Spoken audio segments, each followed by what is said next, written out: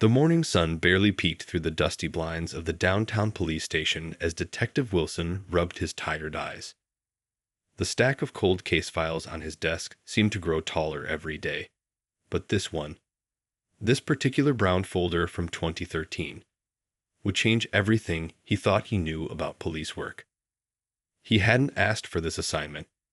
After 15 years on the force, he thought he'd seen it all. But reviewing old cases wasn't exactly what he imagined doing with his detective badge. The coffee in his mug had gone cold hours ago as he flipped through the yellowed pages of witness statements and faded photographs. The case seemed straightforward at first glance. A convenience store robbery that had led to a 10-year prison sentence. The kind of case that usually got filed away and forgotten. But something about the defendant's eyes in the mugshot caught Wilson's attention. They weren't the eyes of a guilty man. They were filled with confusion and fear. As Wilson dug deeper into the file, his police instincts began to tingle. The witness statements felt rehearsed, too perfect. The store owner's description of the robber had changed 3 times during the investigation. Yet somehow these inconsistencies had been overlooked. The security camera footage mentioned in the initial report was mysteriously missing from the evidence log. The detective pulled out his notebook, the same one his daughter had given him for Christmas, its leather cover now worn from daily use. His handwriting grew messier as he jotted down his observations, questions multiplying with each page he turned. The timestamps didn't match up. The responding officers' reports contradicted each other. How had nobody noticed this before? His partner, Rodriguez, stopped by his desk with a fresh cup of coffee. "You've been staring at that file for hours," she said, placing the steaming mug next to him. "Must be something special." Wilson looked up, his face troubled. "Something's not right here. The evidence, it's like someone deliberately mixed things up. The defendant never stood a chance." Rodriguez leaned against his desk, her expression curious. "You thinking corruption?" "I don't know yet," Wilson replied, running his hand through his graying hair. "But look at this, the arresting officer's signature. It's everywhere in this file, making decisions that should have raised red flags." The afternoon light cast long shadows across his desk as Wilson pulled up the department's digital archives. His fingers moved across the keyboard, searching for other cases handled by the same officer. Each click revealed another troubling pattern. Similar inconsistencies, similar oversights, similar convictions. His stomach tightened as he recognized the officer's name, Lieutenant Parker, the department's most decorated officer of that decade. The same man who'd given speeches about integrity at the police academy. The same man who'd trained half the officers still working in the precinct. Wilson sat back in his chair, the weight of his discovery settling heavily on his shoulders. The precinct buzzed around him. Phones ringing, officers chatting, the usual symphony of police work. But he barely heard it. His mind was racing through the implications of what he found. This wasn't just about one case anymore. If his suspicions were right, dozens of convictions could be tainted. Innocent people might have spent years behind bars, while a corrupt officer built his reputation on false evidence. As the evening shift began filtering in, Wilson carefully packed the file into his briefcase. He couldn't leave this at the office, not yet. He needed time to think, to plan his next move. The consequences of what he'd discovered could shake the entire department to its core. Walking to his car in the dimming light, Wilson felt the weight of responsibility pressing down on him. He'd sworn an oath to uphold justice, but he'd never imagined having to challenge one of their own. Tomorrow would bring tough decisions, but for now, he had work to do. The truth hidden in that old case file wouldn't stay buried much longer. Wilson couldn't sleep that night. The case file sat on his kitchen table, its contents spread out under the warm light of his reading lamp. His wife had gone to bed hours ago, leaving him alone with his troubling discoveries and a pot of coffee that wasn't helping anymore. Something about the store owner's statement kept nagging at him. Why would someone change their story 3 times? The first description had been vague, a man in a dark hoodie. By the third statement, Suddenly, there were specific details about height, weight, even a distinctive walk. It was as if someone had coached the witness, feeding them details to match their suspect. Early the next morning, Wilson drove to the convenience store. The neighborhood had changed over the past decade, but the store still stood on the corner, its faded awning flapping in the morning breeze. The bell chimed as he pushed open the door, and the smell of fresh coffee and newspaper ink brought back memories of his early days on patrol. Behind the counter, an elderly man looked up from his crossword puzzle. His eyes narrowed at Wilson's badge. Police. Again? It's been years since the robbery. I'm reviewing some old cases, Wilson said, pulling out his notebook. You weren't the owner back then, were you? No, that was my brother. He sold the place to me 5 years ago.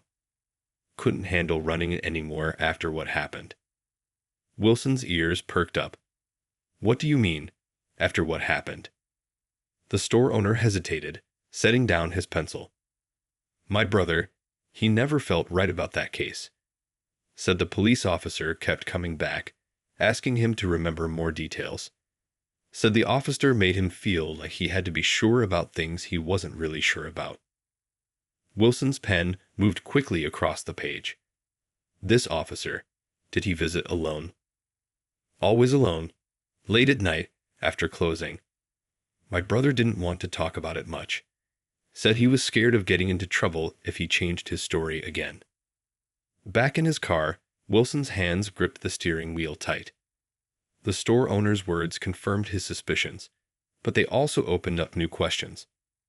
How many other witnesses had Lieutenant Parker pressured? How many other people had been scared into silence? He drove to the courthouse next, flashing his badge to gain access to the records room. The clerk, an older woman with kind eyes, helped him pull files from other cases Parker had handled. Each folder told a similar story. Witnesses changing statements, evidence disappearing, quick convictions. Something interesting about these old cases? The clerk asked, watching him take notes. Wilson looked up, choosing his words carefully. Just trying to understand how things were done back then. She murmured, adjusting her glasses. You know, I always wondered about some of those cases. The paperwork never quite lined up, but Lieutenant Parker was so respected. Nobody wanted to question anything. By afternoon, Wilson's notebook was full of troubling patterns. In case after case, Parker had been the common thread, his signature on documents that now seemed more suspicious than ever. The evidence wasn't just inconsistent. It was manipulated, carefully shaped to lead to the outcomes Parker wanted.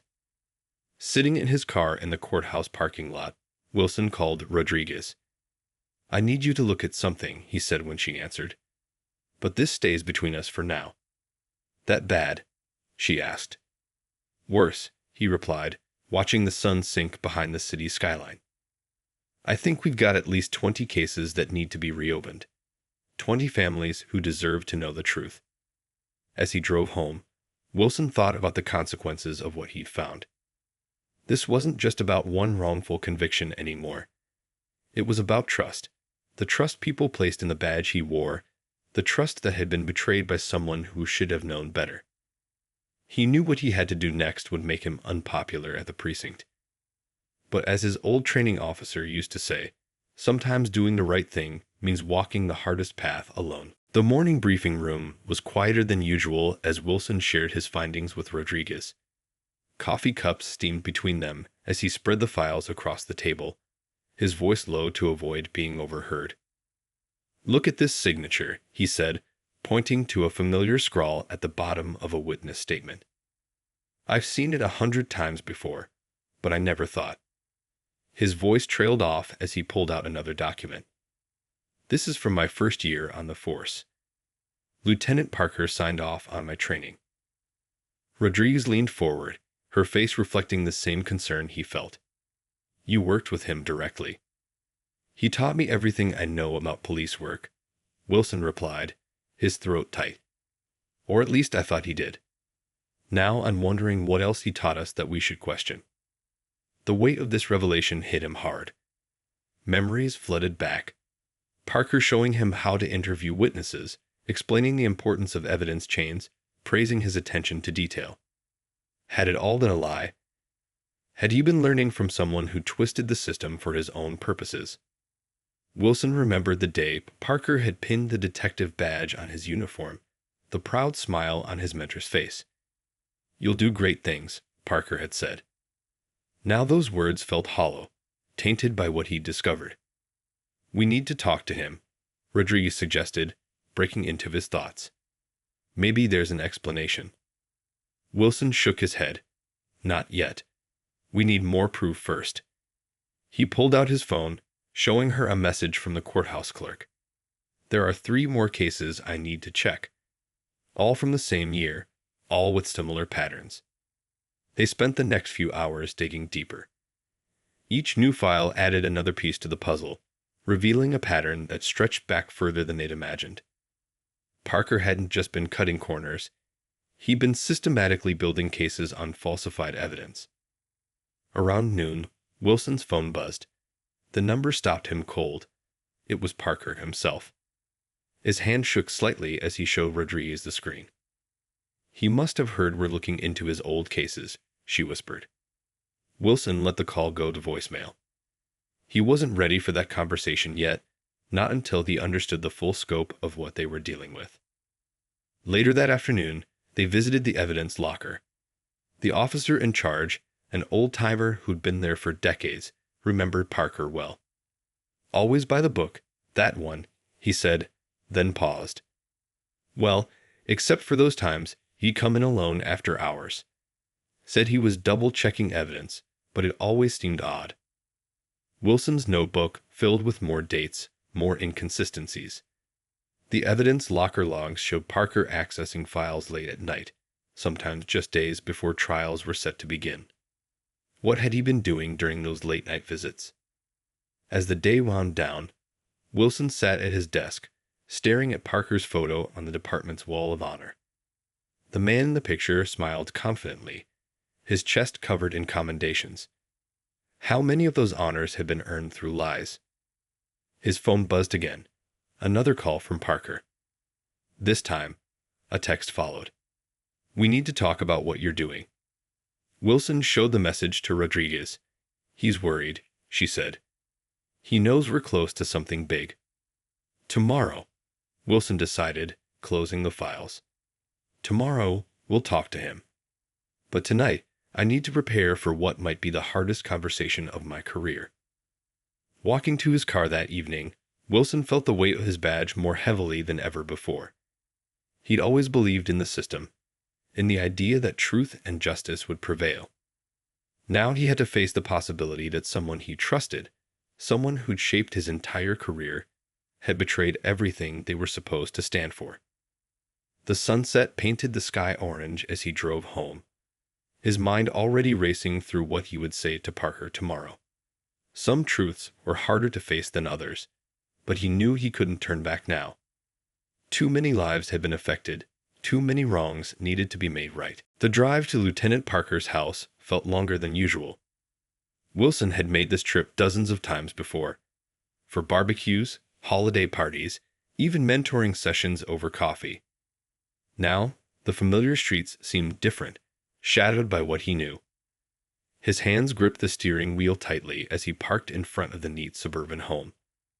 The garden was still perfectly maintained, Parker's pride and joy after retirement. Wind chimes tinkled softly on the porch, the same ones Wilson remembered from his first visit years ago. Rodriguez had offered to come with him, but he turned her down. "This is something I need to do alone," he told her. Now, walking up the pathway, he wondered if that had been the right choice. Before he could ring the doorbell, the door opened. Parker stood there, looking older than Wilson remembered. His hair had gone completely gray, but his eyes were as sharp as ever. "I've been expecting you," Parker said, stepping aside. "Come in. Coffee's ready." The house smelled like fresh brewed coffee and old books, just as it always had. Family photos lined the walls. Parker at various police ceremonies, shaking hands with city officials, posing with graduating cadets. Wilson saw himself in one of them, younger and prouder, receiving his detective badge. They sat in the kitchen, sunlight streaming through lace curtains. Parker poured coffee into 2 mugs, using the police department ones they'd always used during their mentoring sessions. "So," Parker began, his voice steady, "you've been looking into my old cases." Wilson set down his coffee untouched. "Why did you do it?" he asked quietly. "All those cases, all those people." Parker's face hardened slightly. "You're young, Wilson. The world isn't as black and white as they teach you at the academy."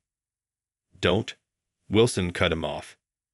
"Don't try to justify it. I've seen the evidence. The changed statements, the missing footage, the late-night visits to witnesses. Everything I did was to keep bad people off the streets," Parker insisted, his knuckles whitening around his coffee mug. "Bad people. Or just people you decided were bad." Wilson pulled out his notebook. "The store owner's brother told me how you pressured him to change his statement. The evidence clerk remembered your after-hours visits.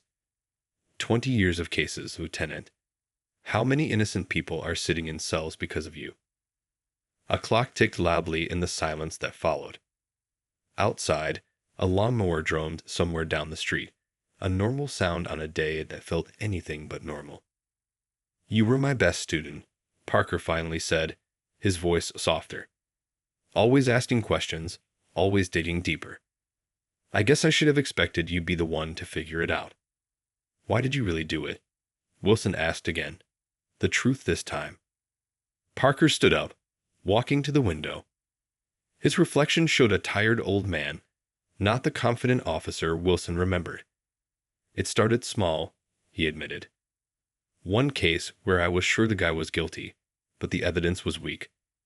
I just helped it along. After that, it got easier. Each time, I told myself I was doing it for the right reasons." Wilson felt sick. Those reasons worth ruining innocent lives for. "You don't understand the pressure back then." Parker turned, his face flushed. "The department wanted results. The public wanted criminals off the streets. I delivered what everyone wanted." "No." Wilson stood up. "You delivered lies.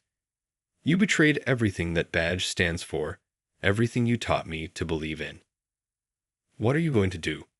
Parker asked, though his tone suggested he already knew. Wilson walked to the photo wall, looking at their younger selves. "I'm going to fix it," he said quietly. "Every case, every conviction, I'm going to make it right. You'll destroy my reputation, everything I worked for." "You destroyed it yourself," Wilson replied, heading for the door. "You just didn't leave me any choice but to expose it." As he walked back to his car, Wilson heard Parker call out behind him. "I really did teach you everything I knew about being a good cop." Wilson paused, not turning around. "Yeah," he said.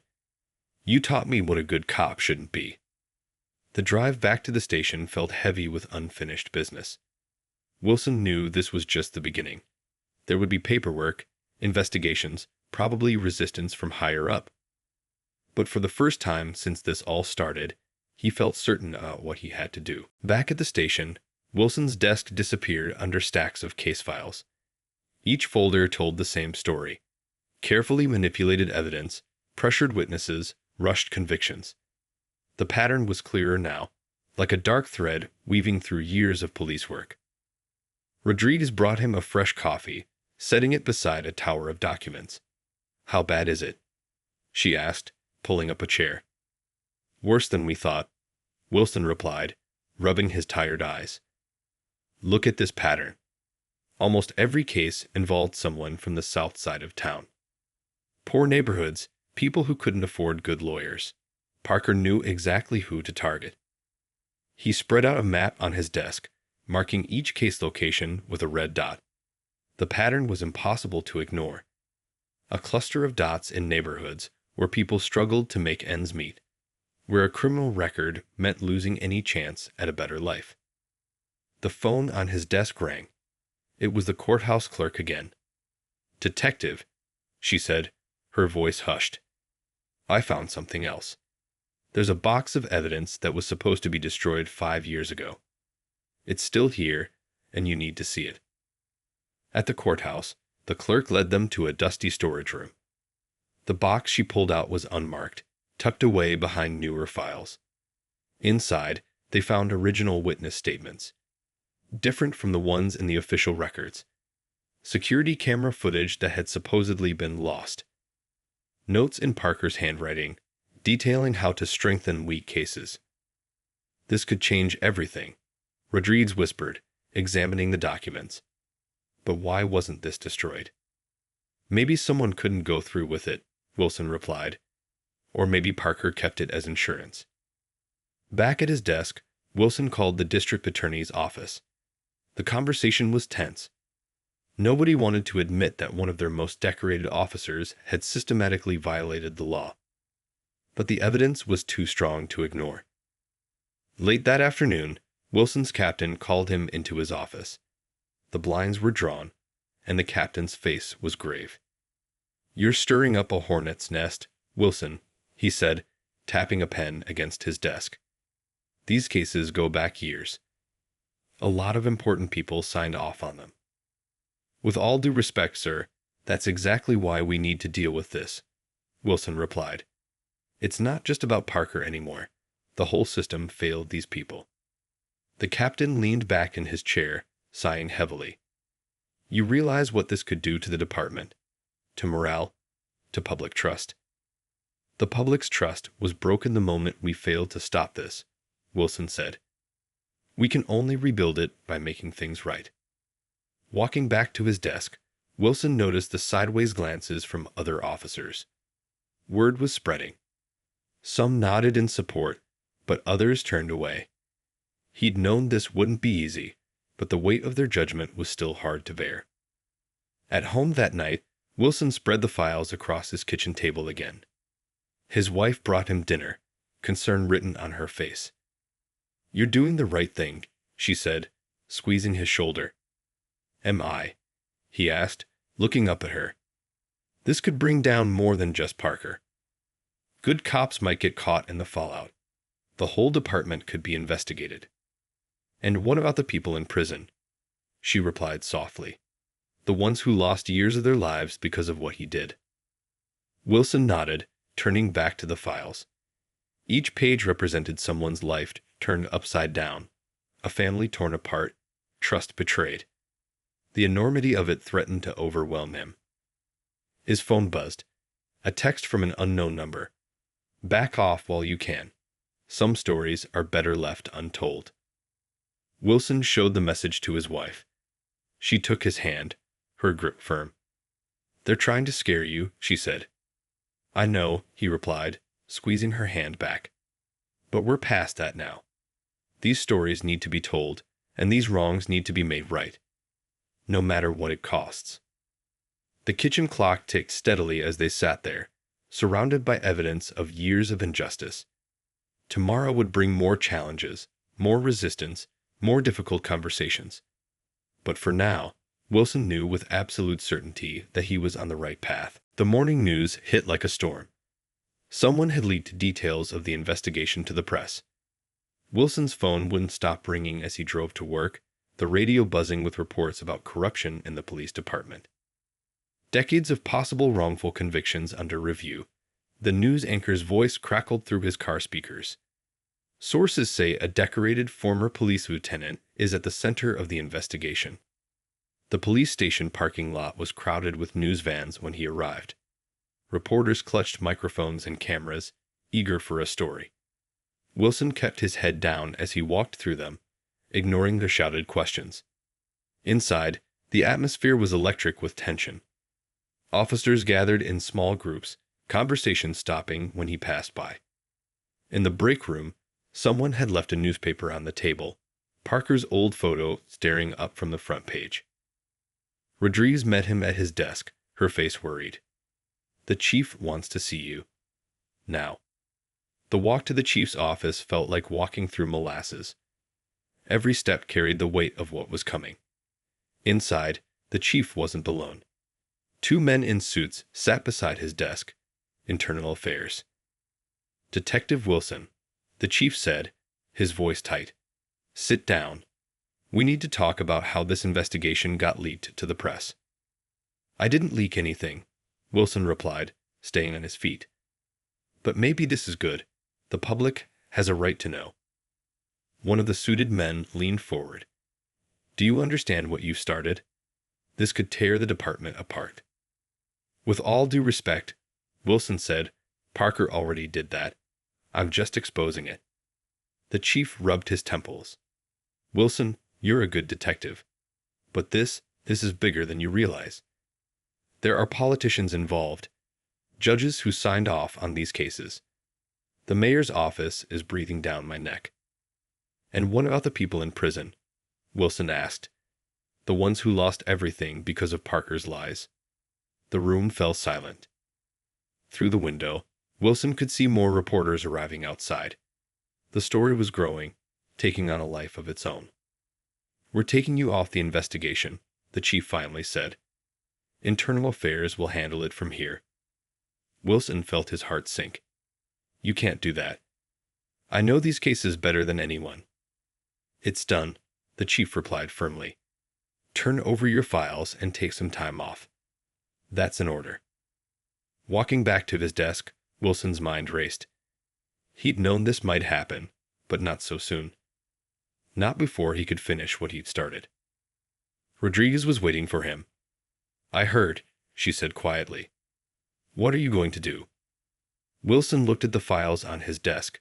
Days of work, evidence of years of injustice. They can take me off the case, he said, lowering his voice.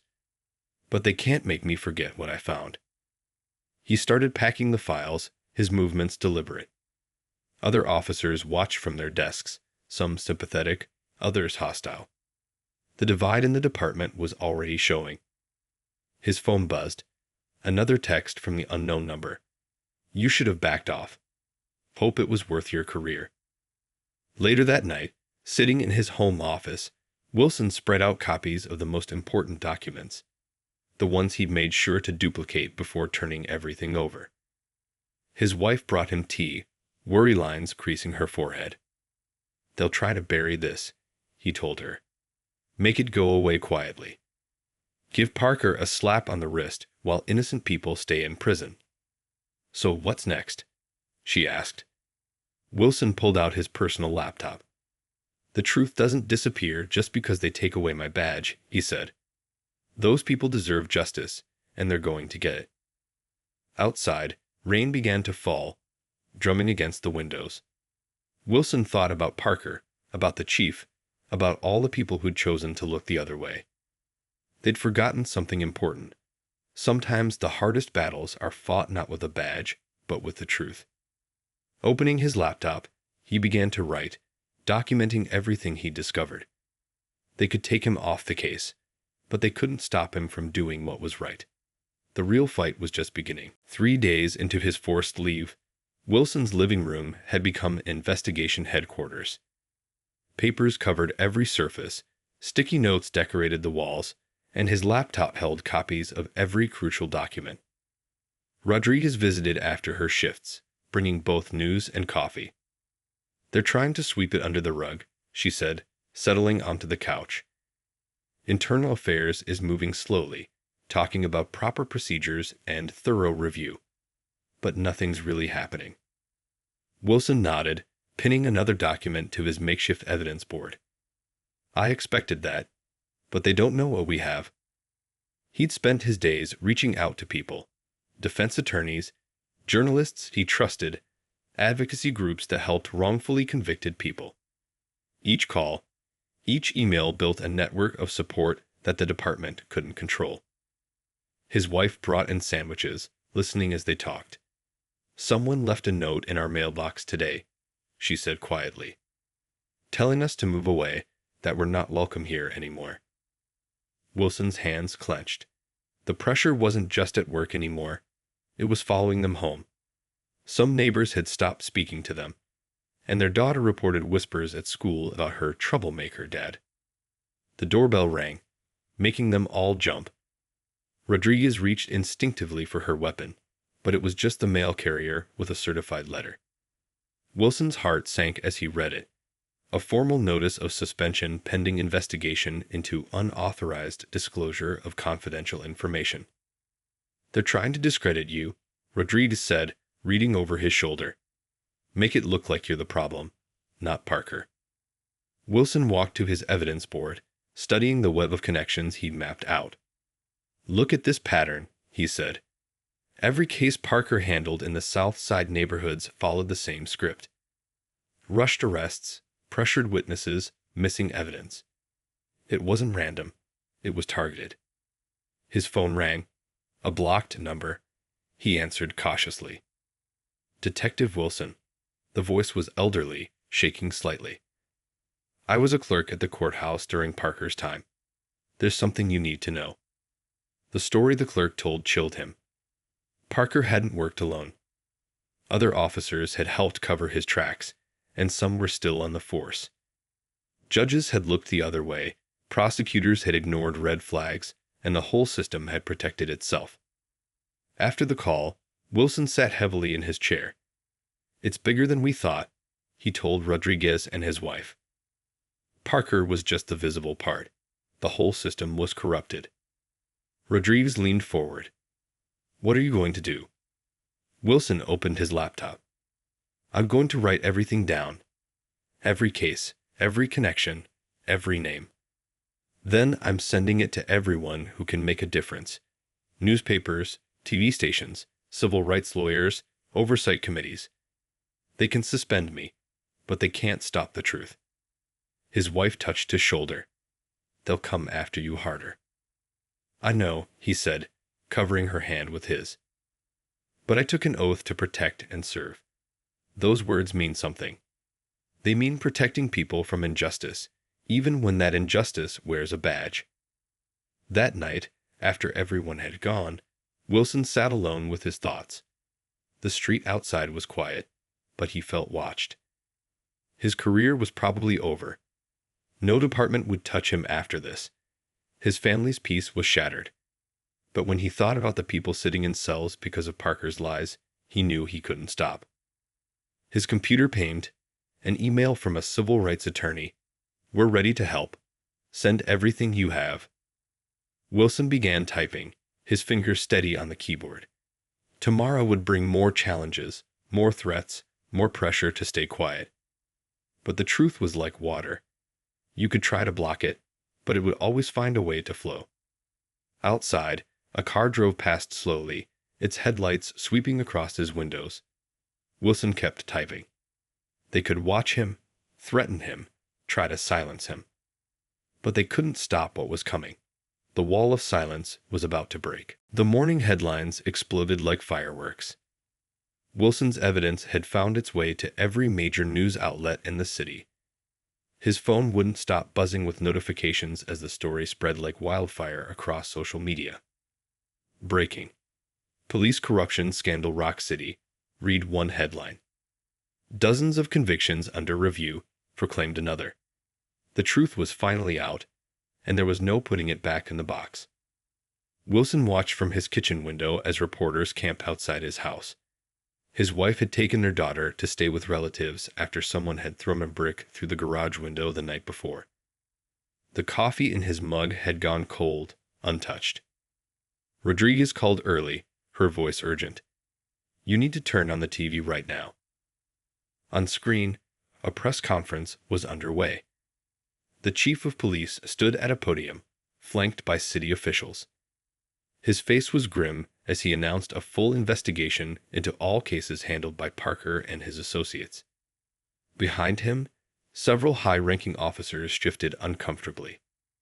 In light of new evidence, the chief said, "We are forming a special task force to review every case connected to this investigation. We are committed to ensuring justice is served." Wilson's doorbell rang. Through the peephole, he saw two familiar faces. Internal affairs investigators, but not the same ones who tried to shut him down before.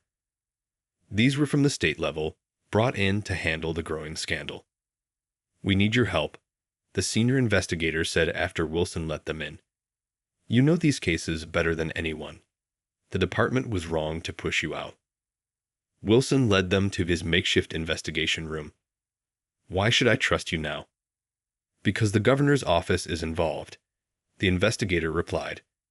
This goes beyond the department now. People want answers. Throughout the day, more visitors arrived.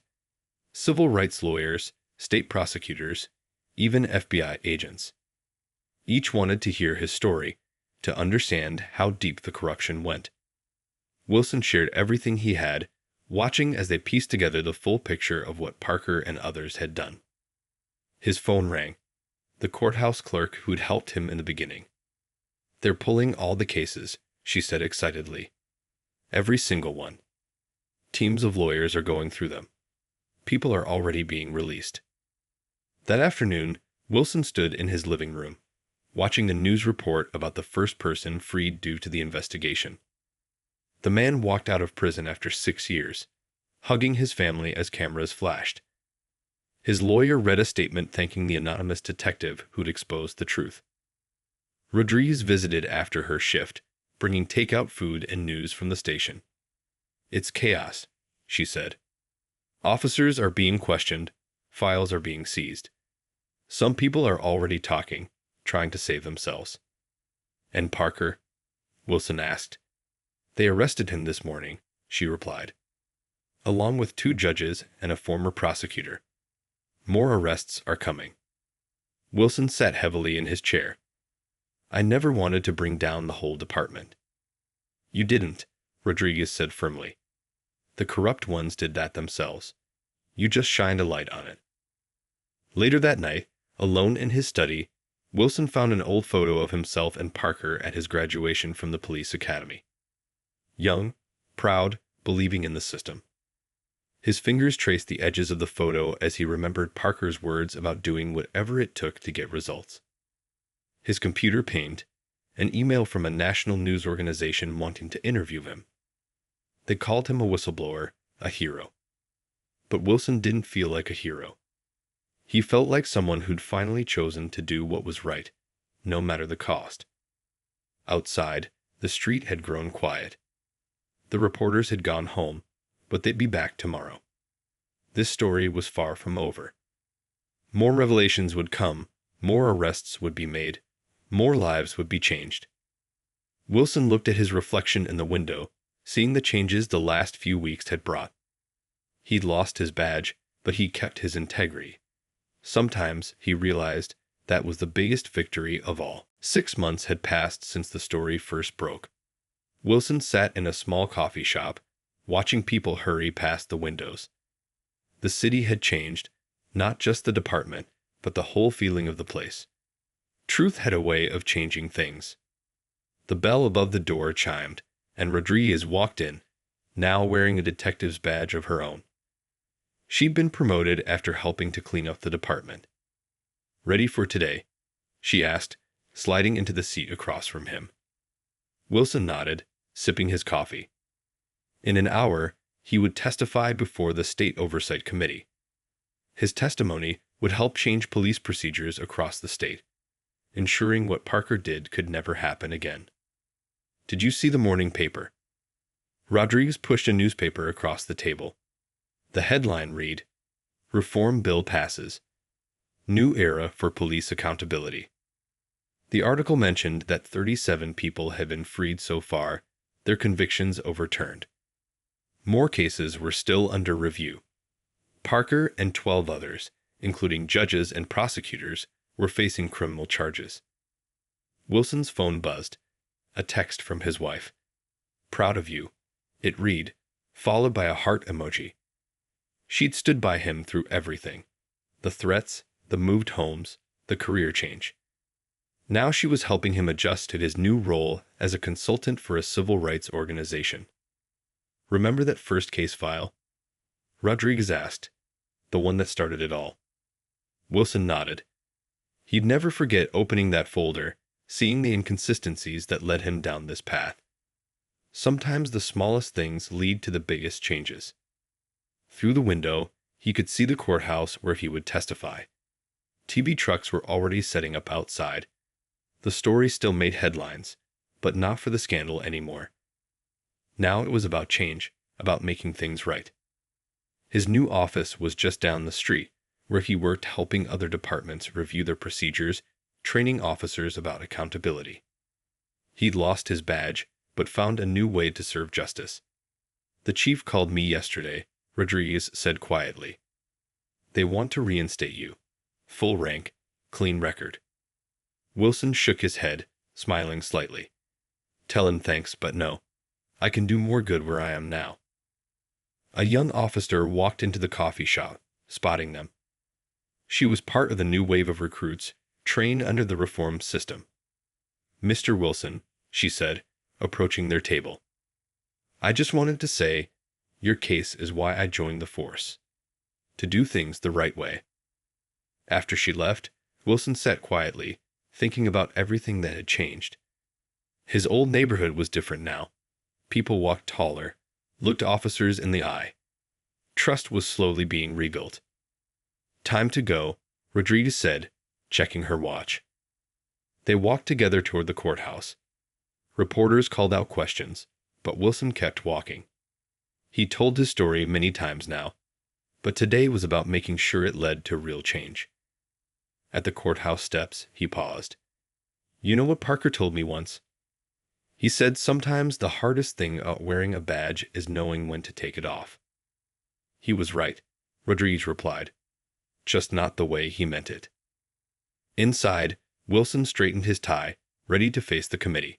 His testimony wouldn't just be about exposing corruption. It would be about building something better. About showing that one person's courage to stand up for what's right could change an entire system. As he walked into the hearing room, he thought about all the lives touched by this case. The freed innocent, the reformed officers, the renewed community trust. Sometimes doing the right thing cost everything, but the truth was worth any price. The chairman called his name.